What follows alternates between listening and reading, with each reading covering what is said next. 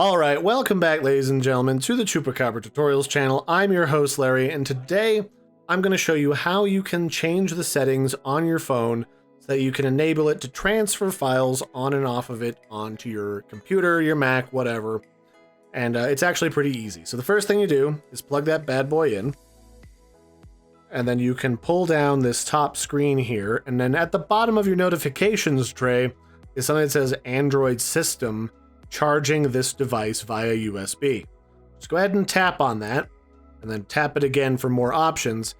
So inside of here, this is the USB preferences, and USB is controlled by, is the first option. You can either have it be by the phone, which allows it to just, communicate back and forth, or charge.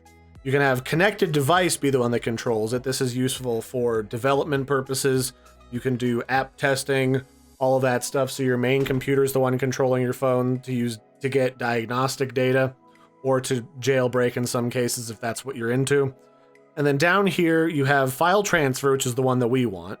USB tethering, which allows you to share the internet connection of your phone with your computer. You can do audio MIDI connection, P2P, or no data transfer at all. But what we want is file transfer. And now if you go into your computer under My PC in the file browser, this computer, you'll see your phone is plugged in as a device that you can then double click and log into as if it was just another USB, thumb drive plugged into your computer. So that's it for this one, ladies and gentlemen. I've been your host, Larry. Don't forget to like and subscribe.